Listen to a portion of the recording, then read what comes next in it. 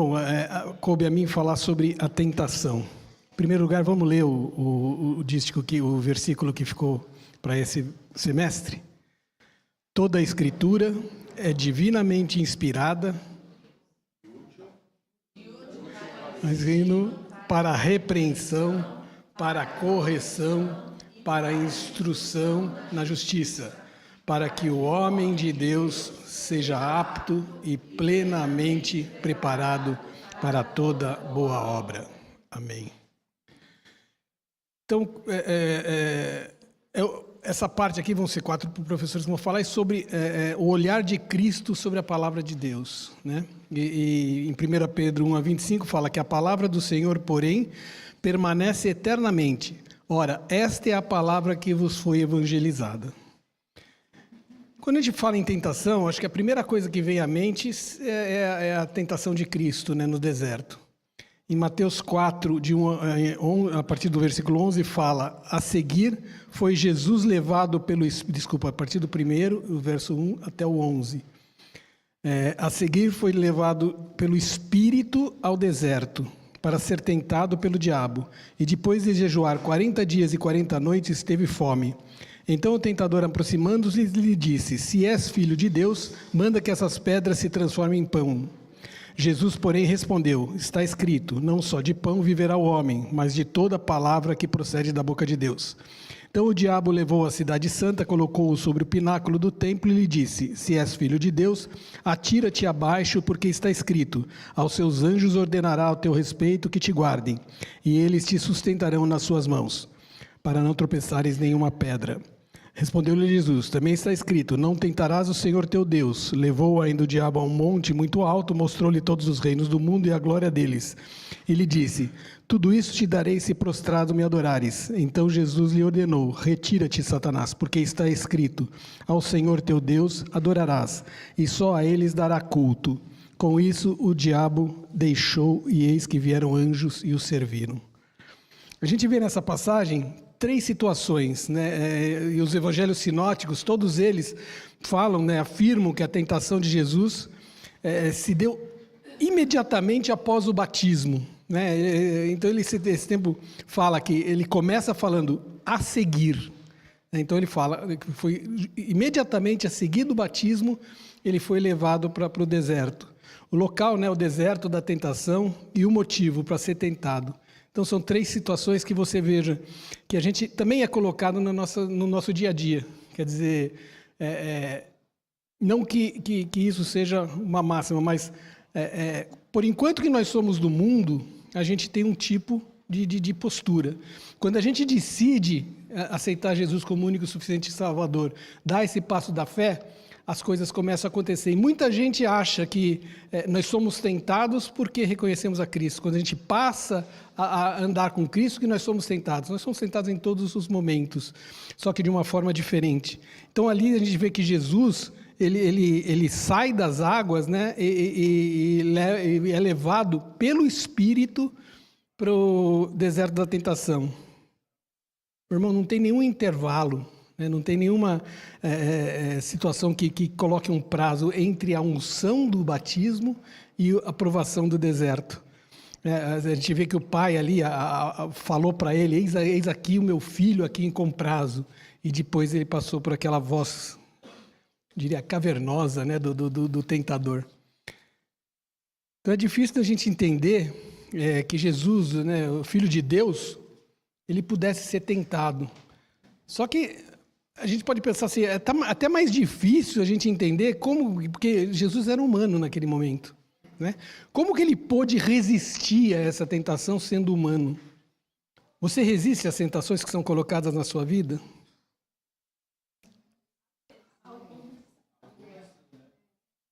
Exatamente. E exatamente, Jesus ali, a gente tem, mas ele era filho de Deus, ele era, né, acima, ele podia resistir, tinha mais força. Não, é um exemplo que ele está dando para nós, que nós podemos resistir às tentações, desde que a palavra esteja cravada no nosso coração. Porque é pela palavra que nós vamos conseguir ter força e pujança para que a gente resista a essas tentações que são colocadas nas nossas vidas. Sem Deus nós não fazemos nada. Então, por isso que é muito importante para a gente resistir às tentações, a gente ter uma vida de oração e de proximidade com Deus.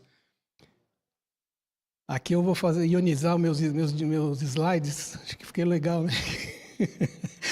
Então, a primeira, vamos ver algumas situações que são assertivas, que a gente aprende com esse texto. O diabo não é um mito. O diabo não é uma lenda, né? O diabo existe, a gente vê, a palavra confirma isso, que ele existe. Ele é o quê? Um anjo caído. Né? Ele é perverso, ele é maligno, ele é assassino, ele é ladrão, é mentiroso. Né? Se a gente fizer uma analogia, os personagens que são colocados como nome dele, ele é a antiga serpente lá da época de Adão e Eva. Ele é o dragão vermelho, ele é o príncipe desse século, o espírito do mal que atua nos filhos da desobediência. Quer dizer, ele está bem próximo de nós, buscando a quem ele pode tragar. Se a gente não estiver firme, com os pés firmes na rocha, facilmente a gente cai, como o pudim, né? Então, a gente vê que na própria Bíblia, ele age desde o início. Ele agiu lá quando ele enganou, né, Adão e Eva, ele insuflou Caim, ele alimentou o ciúme dos irmãos de José, ele oprimiu Jó, ele colocou a situação para que Davi caísse, né, ele preteriu ali Davi, fez Pedro negar Cristo por 3 vezes. Então, meu irmão, ele é o inimigo da nossa alma. Ele é o inimigo da nossa alma. Satanás ele está sempre tentando aproveitar aquilo que a gente dá de brecha na nossa vida para ele. Aquelas circunstâncias que ele busca agir para insuflar a sua mente. Ele não pode ler a sua mente, mas influenciar a sua mente ele pode. Pesquisa sobre anjos uma vez e falou que ele também cuidava do ouro e da prata. Isso é válido também? Não. Que ele cuidava, né? Não, depois a gente volta nesse assunto, que senão o meu cronômetro aqui está falando mais alto que eu, mas a gente responde isso aí.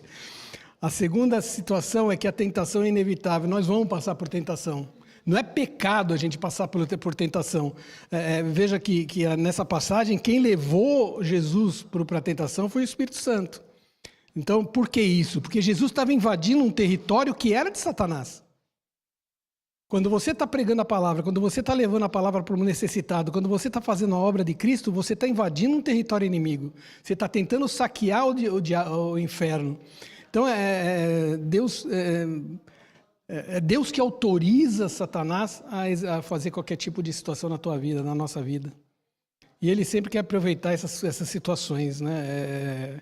Nada que ele faz é sem a aprovação de Deus. E a gente pode dizer assertivamente, com força, que Deus não faz nada para o nosso mal. Nada. Tudo que ele faz para o nosso bem. Tudo coopera para o bem daqueles que amam a Deus, né? Em terceiro lugar, a tentação acontece nos momentos mais maravilhosos da nossa vida. Isso é incrível, né? Jesus ali, ele tinha acabado de ser batizado, né? Ele ouviu, esse é o meu filho de quem eu comprazo. Ele estava cheio do Espírito Santo, e aí o mesmo Espírito leva ele para o deserto para ser tentado. Não teve nenhum intervalo entre a glória do batismo e a tentação, a dureza da tentação. E a gente vê que a tentação não foi um acidente, né? Foi um revestimento de poder que Deus estava dando para ele. E, meu irmão, a gente ser filho de Deus não é uma apólice de seguro, não, contra os perigos desse mundo. Não é. É sim uma garantia de vida eterna. Mas não é uma apólice de seguro que você vai ter uma vida de bonança. O diabo ele não se afasta de nós porque a gente é filho de Deus, né? Ele começa colocando dúvida na sua mente. Então a primeira coisa que ele fala, se és filho de Deus, meu irmão, era Jesus que estava ali, e ele fala, se és o filho de Deus, ele começa a colocar dúvida. A mesma estratégia ele fez com Eva, né? Em Gênesis fala, não comerás de toda a árvore do jardim? Então Satanás ele sempre tenta questionar o nosso relacionamento com Deus. Sempre tenta colocar algumas coisas que possam fragilizar a sua fé. Ele usa as brechas da nossa mente.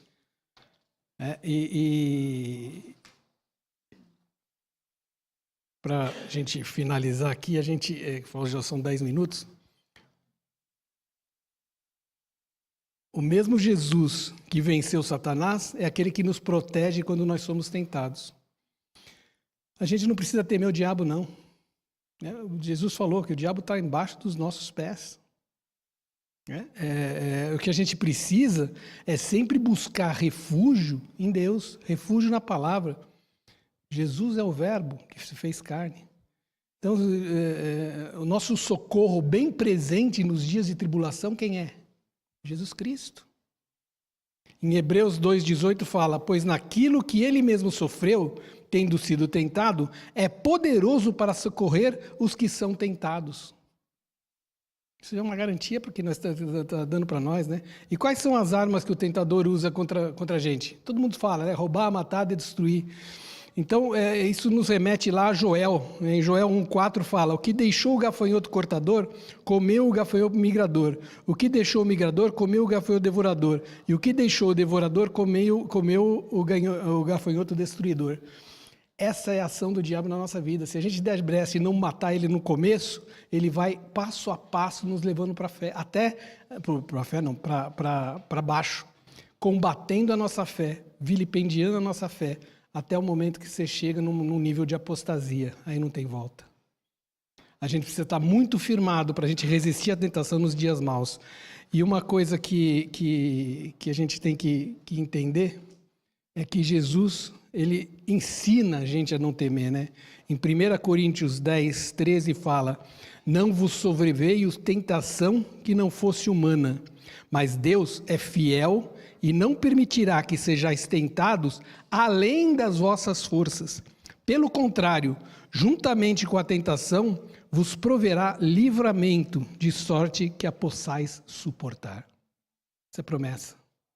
Nós podemos suportar aquilo que é colocado na nossa vida. Às vezes a gente sofre e fala, não consigo suportar, isso é demais para mim, por que Deus está fazendo isso? Meu irmão, quando Deus age, é para o nosso bem. Ele está querendo corrigir alguma falha no nosso caráter. E a gente tem que agradecer a Deus, mesmo nos momentos de tentação. Tua Bíblia não fala lá em tudo dar glórias? Mesmo nesses momentos, Deus está agindo na nossa vida, nos colocando no caminho dEle, na direção dEle, para que a gente possa reinar com Ele na eternidade. 13 minutos.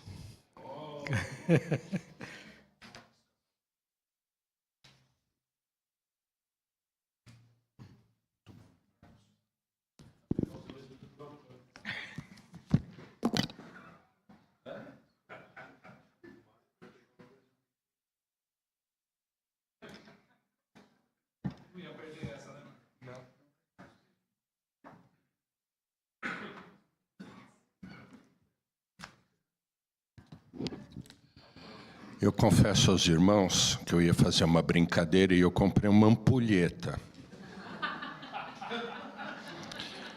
E hoje de manhã Deus tirou isso do meu coração. Não leva. E me deu um trabalho eu comprar essa ampulheta, tá? De 15 minutos. Mas ficou linda no meu quarto. Eu fico olhando para ela agora. Gostou? Tragam na próxima aula para vocês verem, tá? Estudamos o semestre todo bibliologia. A palavra, né? Do Senhor. Escrita, falada, verbalizada. E coube a mim aqui no encerramento o cumprimento dessa palavra no ministério de Cristo. Põe o próximo, querido. Está escrito aqui no Evangelho de Marcos, capítulo 1, versos 14 e 15. Depois de João ter sido preso, foi Jesus para a Galileia, pregando o Evangelho de Deus. Interessante, o próprio Senhor Jesus pregando o Evangelho de Deus.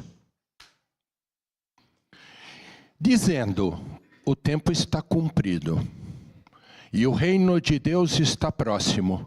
Arrependei-vos e crede no Evangelho. O ministério do Senhor Jesus começou com esse anúncio. Puxa, Jesus falando sobre um reino que havia eclodido no mundo com a sua vinda. Uma semana antes da crucificação, Jesus fez algo que deixou bem claro que ele era o próprio rei. Põe aí o próximo. Está lá em João, capítulo 12, versos 12 a 16. Faltou umzinho ali na frente do 6.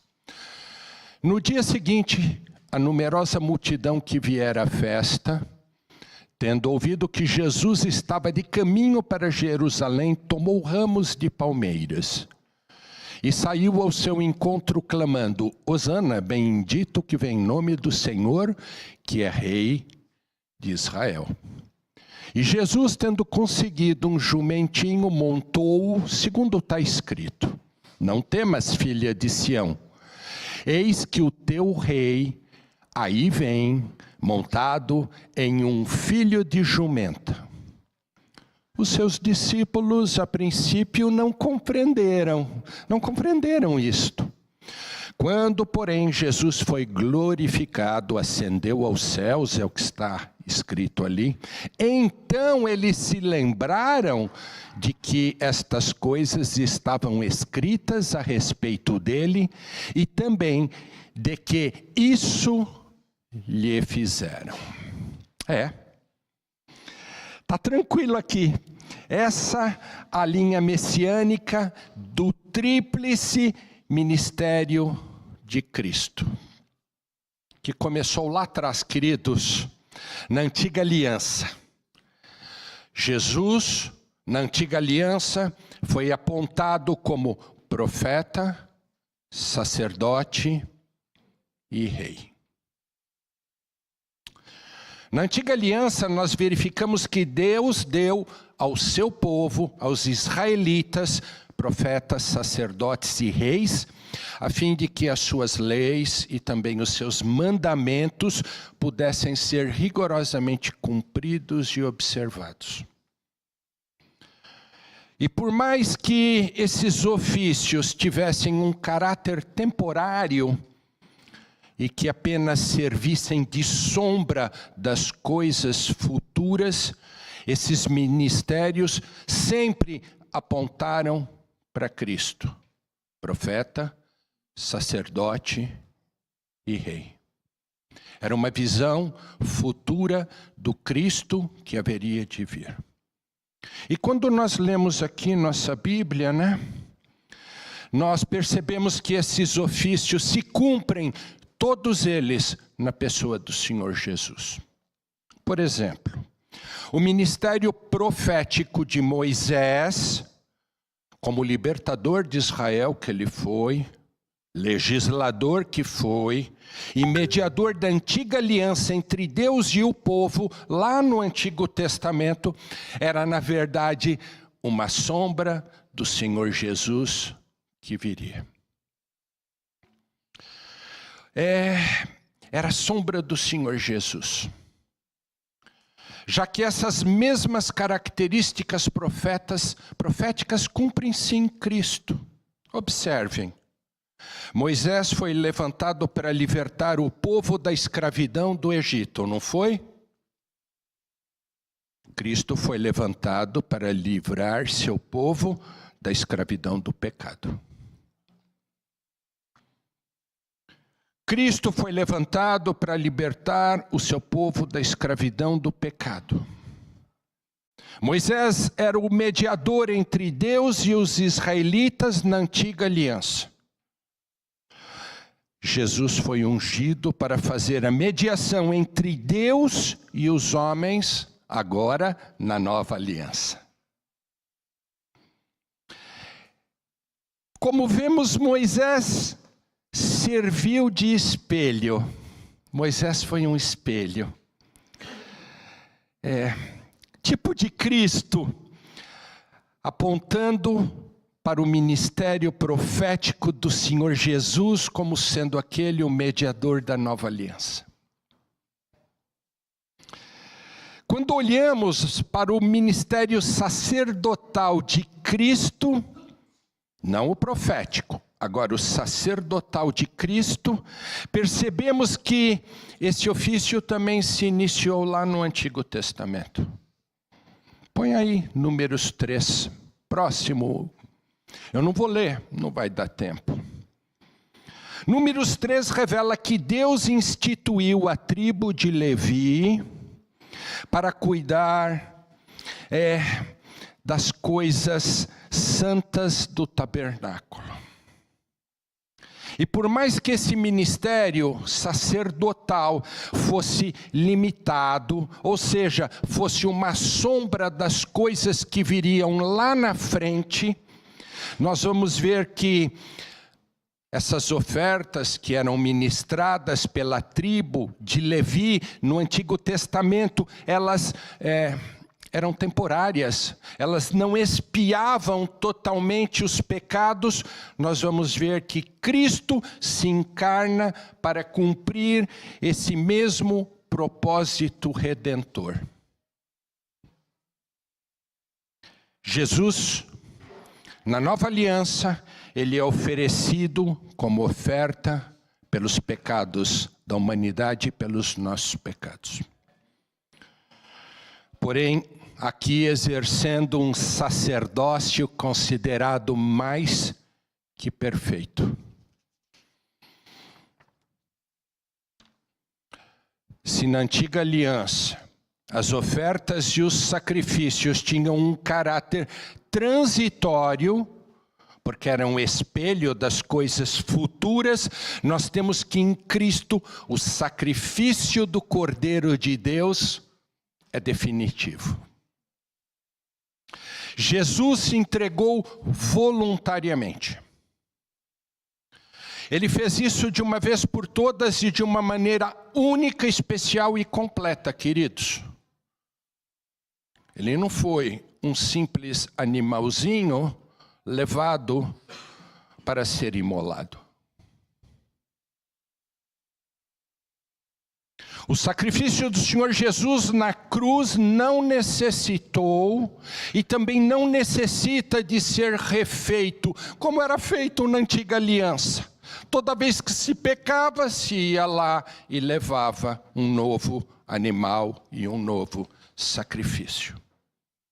Assim nós percebemos que Deus desempenha através de Cristo essa tríplice função ao estabelecer o seu reino eterno. Esse reino que o Senhor Jesus veio falar e inicia o seu ministério. Ele entra nesse reino mostrando que ele é o profeta, o sacerdote e o rei. Põe o próximo, querido. O autor da carta aos Hebreus, está aí, destaca para nós a superioridade do sacerdócio de Cristo. Eu não vou ler, mas toda a igreja sabe que lá o sumo sacerdote era alguém que tinha pecado, que tinha mácula, que tinha mancha, mas quando Cristo adentra no Santo dos Santos, ele o faz de maneira plena e superior ao sacrifício previsto na lei de Moisés. O autor da carta mostra essa excelência de Cristo e mostra assim que o sacerdócio de Moisés tinha importância. Claro, tinha importância, mas destaca que o sacerdócio de Cristo é muito superior ao sacerdócio mosaico. Por fim, vou fechar, como rei prometido, observamos que na antiga aliança Deus levantou Davi como rei, levantou Josias como rei, reis que fizeram o que era bom, é o que está registrado na nossa Bíblia.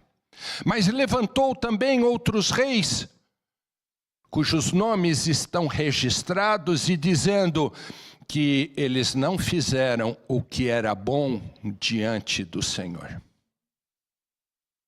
Todavia, quando nós lemos o Salmo 24, que é um salmo messiânico, põe lá o próximo, querido. Versos de 7 a 10. Nós vemos que o salmista faz uma pergunta.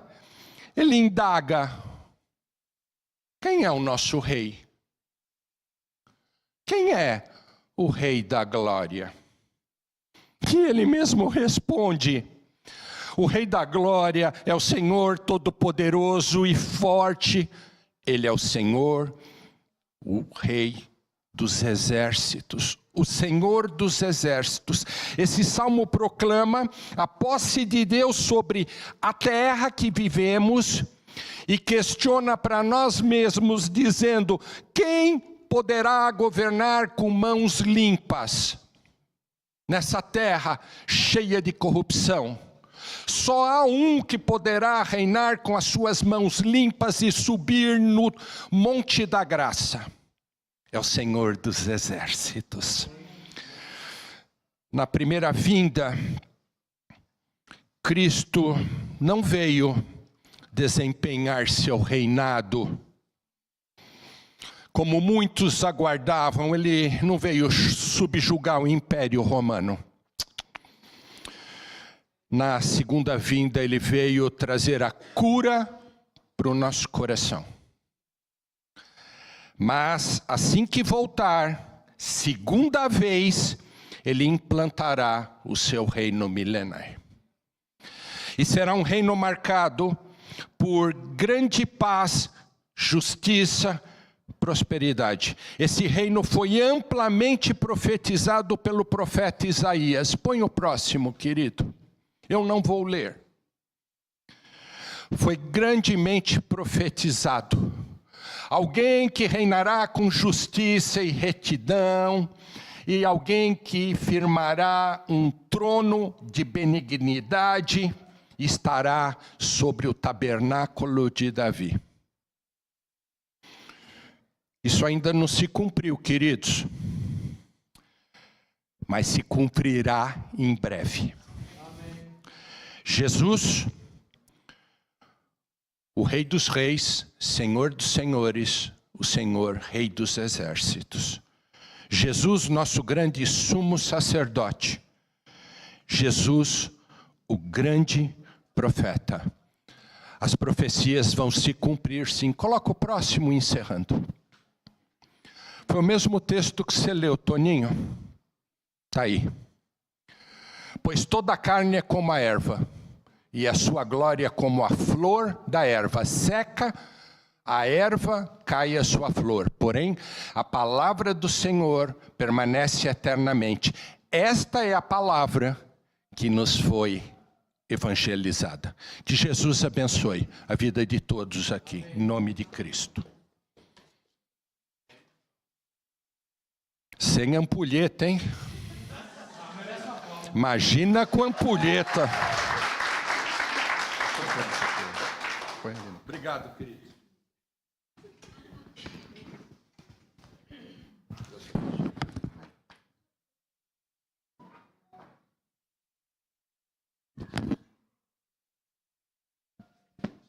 Bom, assim como o Antônio, eu fui obediente ao pastor e trouxe a minha ampulheta. Está aqui a ampulheta. Bom, irmãos, o tema da nossa aula de hoje é Jesus e a Bíblia. E a parte que me cabe aqui hoje é como Jesus citou a Bíblia. E nós vimos lá, o Antônio colocou a questão da tentação. Vocês se lembram que no texto que ele leu, o Senhor Jesus cita a palavra diretamente ali para rebater todas aquelas tentações que o nosso querido, que não é querido, Satanás, colocou ali, né? É importante a gente falar que o fato do Senhor Jesus citar as passagens do Antigo Testamento, ela dá aval e credibilidade ao texto canônico, certo? Então, o Senhor Jesus, ele cita passagens do Antigo Testamento. Basicamente, é o tema do nosso verso de escola dominical, né? Para ensinar, para corrigir, para responder a críticas, mas principalmente também para revelar a sua identidade. Em todo momento ali, pregando o evangelho do reino, o Senhor Jesus está se apresentando como o rei, como o Messias, como aquele que foi previsto pelos profetas. E eu fiz algumas pesquisas aqui, eu trouxe para compartilhar com vocês alguns textos, mas eu queria perguntar antes aqui, quem se lembra de algum texto que o Senhor cita do Antigo Testamento? Podemos participar aqui, temos alguns minutos aí.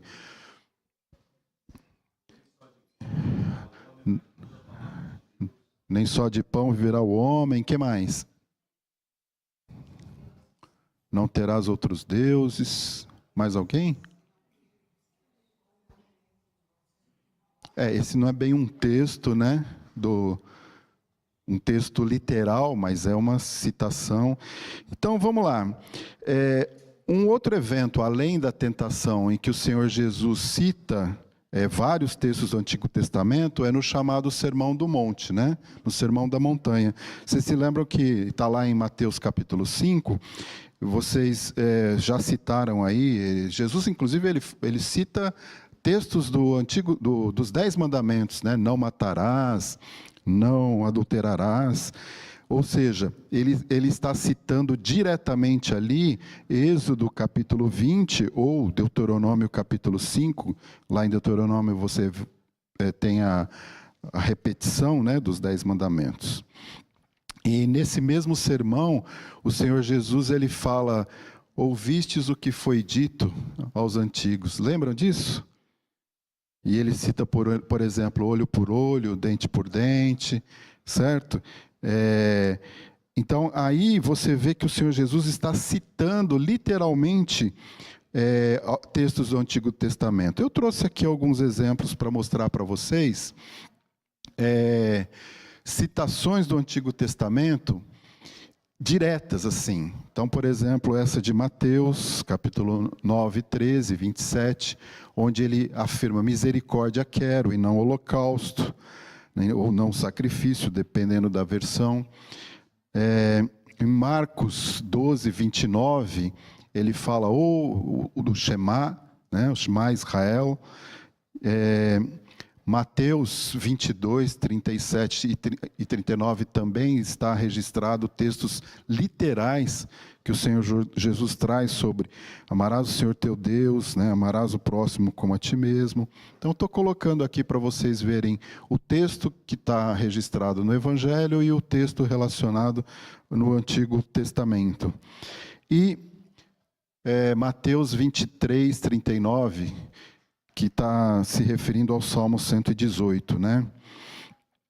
O Senhor Jesus ele chega até a citar o profeta que escreveu. Por exemplo, lá em Mateus 15, ele fala: bem profetizou Isaías a vosso respeito, dizendo. Então, ele está citando literalmente ali o texto de Isaías 29, 13. E tem uma passagem muito bonita, muito conhecida nossa, onde o Senhor Jesus não está citando, mas ele está sim lendo o profeta Isaías, quando ele está lá na sinagoga e dá o texto para ele ler. Lembram-se disso? Está lá em Lucas 4, 18 a 19, que ele então começa a ler Isaías 61, e ele diz lá, né? O Espírito do Senhor Deus está sobre mim, porque o Senhor me ungiu para pregar boas novas aos quebrantados. Enviou-me a curar os quebrantados de coração, a proclamar libertação aos cativos e a pôr em liberdade os algemados, a apregoar o ano aceitável do Senhor. E fechou o texto, entregou e todo mundo ficou olhando para ele. por quê? Porque esse texto estava se cumprindo exatamente naquele momento, mas a continuação do texto ainda era futuro, né? E que é a vingança do nosso Deus, e ele vai, então ele para ali e fala, esse texto se cumpriu agora. Muito bem. Esses textos, eles são praticamente citações exatas, né? Literais. Mas tem muitos textos que o Senhor Jesus cita do Antigo Testamento, mas como alusões ou paráfrases, né? Que não são exatamente literais, mas são citações textuais, assim, como referência. Você vê que quando o Senhor Jesus está falando aquele texto, ele está se referindo a alguma passagem do Antigo Testamento. Por exemplo, eu trouxe aqui alguns para vocês. Quando ele fala assim, bem-aventurados mansos, porque herdarão a terra, a gente pode fazer uma ligação com o Salmo 37:11, que os mansos herdarão a terra. Não se cumpriu ainda, né, meu irmão? Vai se cumprir lá, né? Naquele reino que você falou. Nunca vos conheci, apartai-vos de mim. Tem um salmo também relacionado a esse texto. Vinde a mim, todos os que estáis cansados. Lá em Jeremias, né? Vão achar descanso para as vossas almas. O Senhor Jesus cita Jonas em 2 vezes. Assim como Jonas esteve 3 dias e 3 noites, e nós vamos encontrar lá em Jonas, capítulo 1, falando que ele esteve no ventre do peixe durante 3 dias e 3 noites. Né? Trouxe mais alguns aqui. Minha casa será chamada casa de oração. A pedra que os construtores rejeitaram, né, também tem uma referência ao Salmo 118, que é uma interpretação messiânica, né, sobre a vinda do Messias. Ai de vós, ricos, também o Senhor Jesus pregando lá, registrado em Lucas. Então você tem vários textos do Antigo Testamento onde ele faz advertências proféticas, né, contra os ricos e contra os hipócritas. Aqui de novo, o Senhor Jesus falando sobre Jonas, e teve uma adolescente que veio perguntar para mim se a história de Jonas era verdadeira, porque a professora tinha falado que isso era um mito. E um dos argumentos que eu dei para ela foi que o Senhor Jesus citou Jonas. E o Senhor Jesus não poderia mentir. Eu perguntei para ela, Jesus pode mentir? Não, então se ele citou Jonas é porque... e mais de uma vez, certo? Então é isso, interessante, é o que eu falei no início. As colocações do Senhor Jesus citando o Antigo Testamento corroboram, dão aval e credibilidade ao texto, né? Quantas vezes eu quis juntar teus filhos? Então temos lá em Salmo, nós temos em Isaías, né, a descrição de aves protegendo os seus filhotes. Assim como Moisés levantou a serpente no deserto, então temos essa referência do Senhor Jesus. Examinai as Escrituras, porque elas testificam de mim. E aqui eu coloquei todo o Antigo Testamento, assim como o Marcos falou, né? Todo o Testamento aponta para o Senhor Jesus. Então, de Gênesis a Malaquias, você tem o texto apontando. E o Senhor Jesus dizendo, olha, dê uma olhadinha lá. Porque tudo que está escrito lá se refere a mim. Testificam de mim. Em João 7,38 tem um texto também que fala do seu interior correrão rios de água viva. E aí nós temos os textos com essas imagens proféticas sobre esse texto que o Senhor Jesus está falando. Aí nós temos também o Senhor Jesus fazendo alusão, né, a Satanás. Ele foi homicida desde o princípio. Então nós temos aí Gênesis e Isaías. E João 10, 11, eu trouxe aqui o Senhor Jesus dizendo: eu sou o bom pastor. E aí nós temos a referência que o Senhor é o meu pastor e nada me faltará, no Salmo 23, mas você pode também ler lá em Ezequiel 34, o Senhor Jesus se colocando como o pastor, né? São alguns exemplos que eu trouxe aqui para vocês entenderem que o Senhor Jesus, ele usou a palavra. Ele sabia, ele conhecia, ele é o autor, ele é participante da palavra, né, do Antigo Testamento. E muitas vezes a gente vai ler, como vimos aqui, inclusive, com o Antônio, no texto que ele leu, que naquele momento eles não entenderam o que o Senhor Jesus estava dizendo, mas depois caiu a ficha, como a gente diria antigamente, né? Depois eles entenderam o que o Senhor Jesus queria dizer, porque ele estava se referindo ao Antigo Testamento. Volto com vocês no segundo semestre, se Deus quiser. Tá bom? 12 minutos e meio. Oi.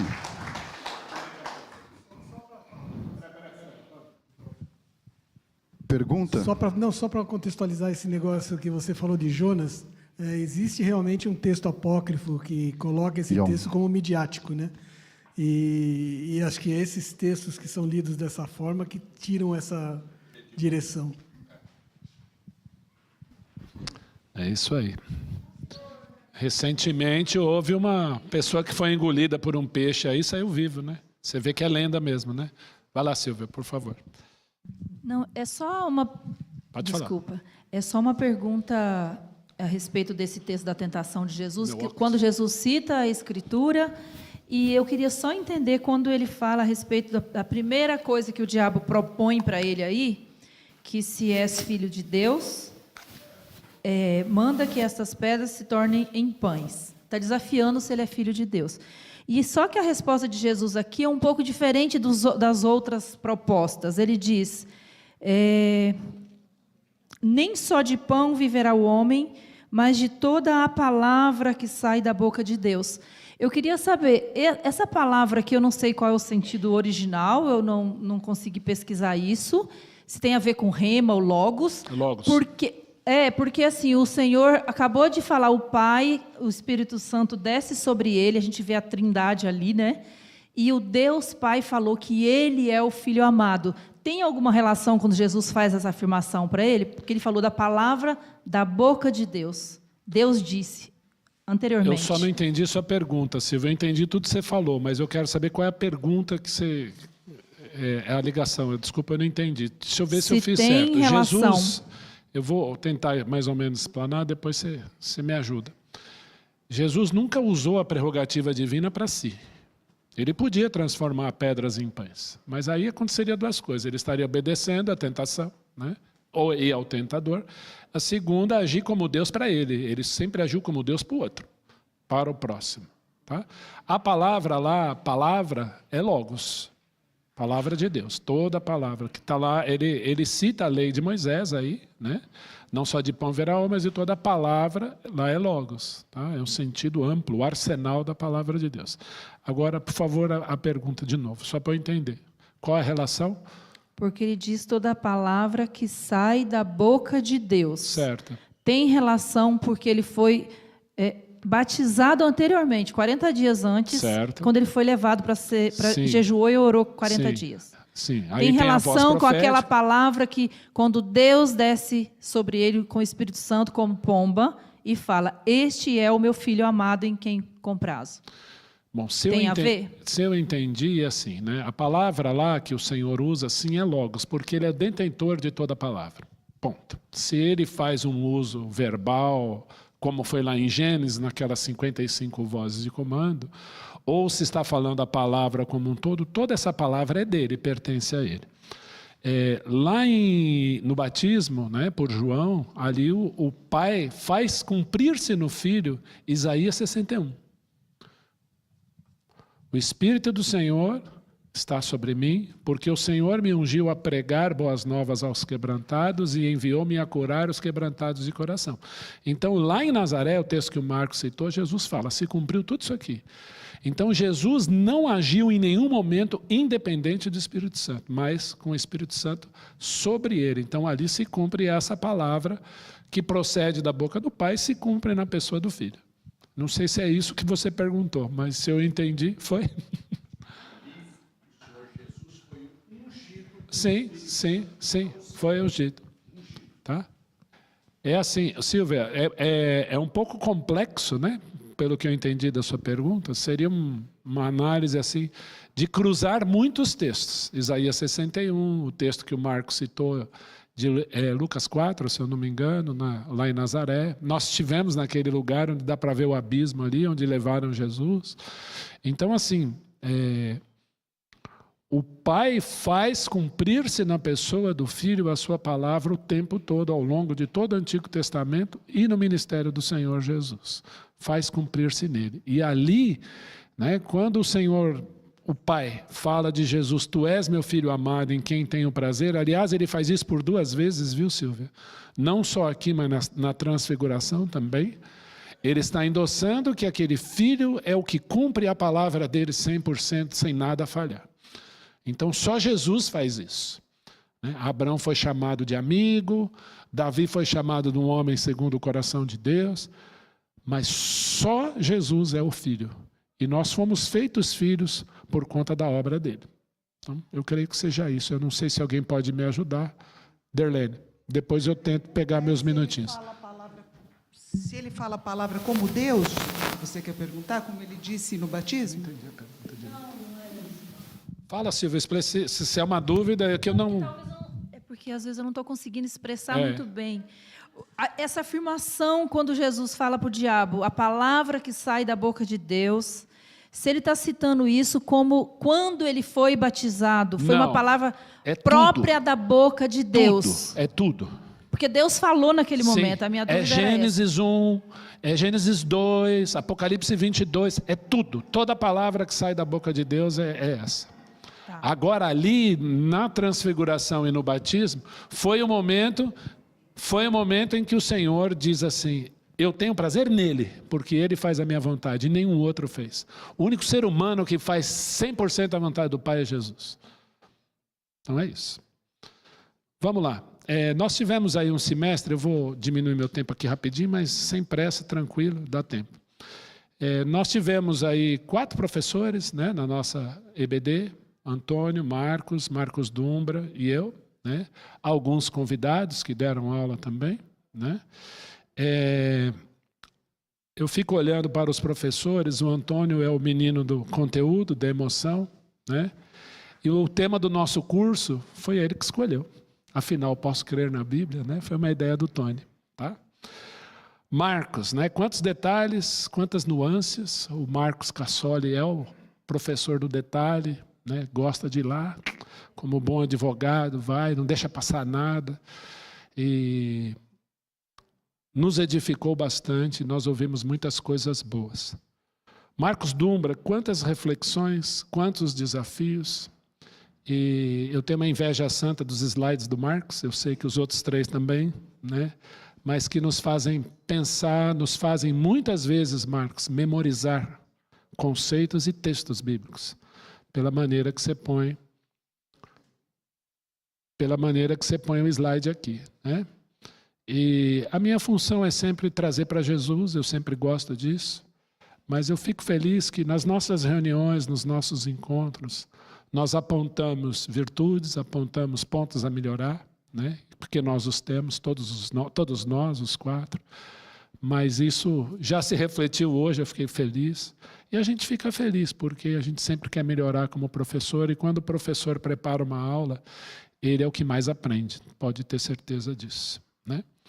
Nós tivemos algumas aulas participativas, onde vocês fizeram perguntas, e isso é normal, isso é saudável, né? Colocações, contribuições.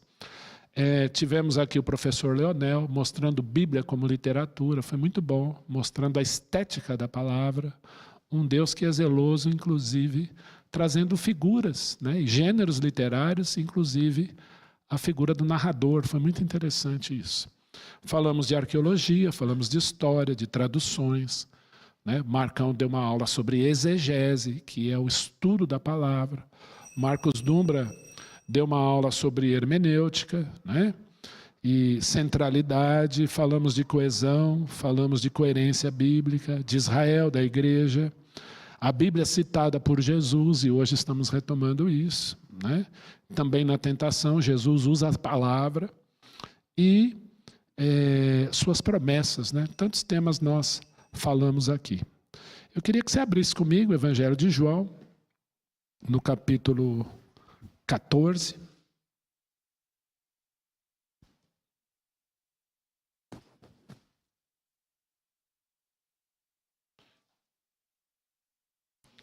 João 14. A Silvia fez uma pergunta que eu acho que ela vai em linha aqui com o que eu queria dizer também. João 1:1, a Bíblia apresenta Jesus como Logos, a encarnação da palavra. No princípio era a palavra estava com Deus, a palavra era Deus. João 1:1. João 14:6, respondeu-lhe Jesus, eu sou o caminho e a verdade e a vida, ninguém vem ao Pai senão por mim. João 14:12, em verdade vos digo, que aquele que crê em mim, fará também as obras que eu faço, e outras maiores fará, porque eu vou para junto do Pai. Essa expressão em verdade, ela é citada, principalmente no Evangelho do João, 25 vezes em hebraico, amen, amen, que quer dizer verdadeiramente. É verdade, é verdade, é verdade, é verdade. Imagina Jesus citar aqui, é verdade, 25 vezes. E aí nós vamos para o versículo 21, que diz assim: aquele que tem os meus mandamentos e os guarda, esse é o que me ama, e aquele que me ama será amado por meu Pai, e eu também o amarei, e me manifestarei a ele. E o versículo 24, quem não me ama, não guarda as minhas palavras. E a palavra que estais ouvindo não é minha, mas a do Pai que me enviou. Olha as palavras de Jesus aí, e João 17:17. Santifica-os na verdade, a tua palavra é a verdade. Jesus está dizendo que toda a palavra dele, Silvia, é a verdade. Não só de pão viverá o homem, mas de toda palavra que procede da boca de Deus. Toda palavra que procede da boca de Deus mostra o Filho em quem o Pai tem prazer o tempo inteiro. Santifica-os na verdade, a tua palavra é a verdade. Qual o desafio que fica para nós aí? Jesus Cristo diz que aquele que me ama, guarda a minha palavra. E aquele que não me ama, não guarda as minhas palavras. Quem aqui tem lutas? Quem aqui tem lutas contra pecados? Jesus está dizendo aqui que as lutas existem. Mas aquele que me ama, não é cumpre a minha palavra, porque só Jesus faz. Mas guarda a minha palavra. Senhor, eu preciso te amar, porque eu quero obedecer a tua palavra. Esse foi o grande desafio desse semestre. Bibliologia, nós temos um Deus que revelou a sua palavra, que nós podemos crer, e ele diz, meu filho, você me ama? Me obedeça, porque as relações têm limites. A liberdade, nós aprendemos isso ontem no Conectados, a liberdade só existe porque nós temos concessões e restrições generosas. E o pastor ontem falou um exemplo muito legal. Ele citou o nome de um músico e ele fala que aquele músico, ele só se tornou um grande músico, por quê? Porque ele abriu mão de muitas tarefas, de muitas vezes brincar com os amigos, de sair, de passear, de jogar bola para poder treinar e tocar. restrições que nos traz a liberdade de tocar um bom instrumento. É isso que Jesus disse. Você me ama, guarda a minha palavra, você vai ser mais livre do que você imagina. Esse é o grande desafio aí para vocês. Eu queria terminar, né, falar de algumas coisas aqui importantes. Primeiro, falar sobre o próximo domingo. Próximo domingo, eu estou olhando para os professores, vocês vão dar aula. Então, no domingo que vem, eu já terminei, tá? No domingo que vem, vocês serão os professores. Vocês, então, participarão. Nós queremos ouvir vocês. Baseado no versículo tema, toda a palavra de Deus é útil para ensino, para repreensão, a fim de que o homem de Deus seja perfeito e perfeitamente habilitado para toda boa obra. Como isso se cumpriu em você nesse semestre? Então, nós queremos ouvi-los. Venha, participe. Vocês serão os professores. Tá bom? Eu conversei no Museu Judaico de São Paulo, MUJ, que é ali perto do Mackenzie, ali na Praça Roosevelt, né? Família Mancini, aí, aquela região ali, para nós fazermos uma visita agora em julho, um sábado. O Museu Judaico abre aos sábados, aleluia. O do Holocausto não, mas o Museu Judaico abre. Para a gente formar uma turma, aqueles que quiserem ir passear lá e ver a exposição lá, né? Muita história do Antigo Testamento, muitas coisas que você aprendeu aqui, você vai memorizar ali e vai poder rememorar. Tá? E o nosso curso do próximo semestre já está pronto, e do primeiro semestre também, de 2026, também já está pronto, quer dizer, em fase de construção. Então, nós já estamos trabalhando para que você possa, então, ter um segundo semestre abençoado. Deus abençoe muito você e a sua vida. A gente está à disposição de vocês. Eu vou pedir para vocês falarem bem brevemente, porque meu tempo estourou. Tá bom?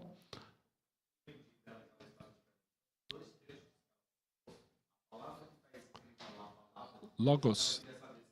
É Logos. É porque o Senhor, Ele detém as duas. Né? Eu só me atrevo a fazer um rema, que quer dizer palavra falada, porque eu tenho Logos. Senão seria palavra minha e o Senhor não se agrada. Acho que é isso. Silvio.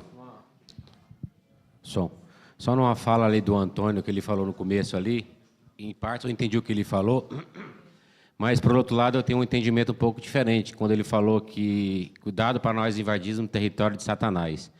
Eu penso um pouco diferente nesse sentido, porque quem invadiu o nosso espaço foi Satanás, não nós invadimos o dele. Porque Jesus, quando criou Adão e Eva, deu tudo lá para Adão e Eva, e Deus vinha no final do dia para ter lá o relacionamento com Adão e Eva. Jesus, quando morreu na cruz, ele não morreu somente pelos meus pecados, pelo seu pecado. Glória a Deus por isso. Mas ele nos deu novamente a posse da herança. Então, nós, como crentes, temos que entender isso, ter esse entendimento. Silvio, nós temos que pôr Satanás para correr. E ele está invadindo cada vez mais. Mas por quê? Porque nós estamos deixando, né? Inclusive crentes. Sim e não. Existe uma coisa chamada já e ainda não, que os teólogos falam. Há coisas a se cumprir ainda. Esse mundo, ele não é nosso. A Bíblia diz que ele está enterrado no poder do maligno. O verbo jazer significa estar enterrado a 7 palmos abaixo. O mundo jaz no poder do maligno. Tem muita gente querendo pegar Satanás à unha. Isso não é função do crente. Se não for no poder de Jesus, vai acontecer com aqueles homens lá que o inimigo pôs para correr. Conheço a Jesus, sei quem é Paulo, mas vós quem sois? Tem que tomar cuidado. Né? Outra coisa que eu quero dizer é assim, tem lugar que não é para a gente. É território do capeta mesmo. E eu não entro, e eu não faço questão de ir. Agora, eu sou embaixador de Cristo nesse mundo. E nesse mundo eu sou luzeiro. E a partir do momento que eu evidencio a luz que é Jesus, aí é diferente. Então, eu entendi o que ele quis dizer, só estou fazendo a sua observação, né? Que assim, a nossa posse é futura. Eu já tenho essas bênçãos aqui, Jesus já fez tudo por mim, mas esse mundo continua no poder dele. Recentemente, uma pessoa aqui do bairro me procurou dizendo assim, olha, pastor, nós vamos amarrar os 4 pontos de Ipiranga e declarar que o Ipiranga é de Jesus. E eu disse para ele, querido, eu não creio na unção do cachorro, ela não foi dada para mim. Que quem faz xixi e demarca território não sou eu. Agora, enquanto eu estiver nesse bairro, e a igreja assim o quiser, nós vamos para a rua evidenciar a luz de Jesus. Então, há de se ter alguns cuidados, depois eu falo com você com calma. Que sim, existe território inimigo, que não é para nós.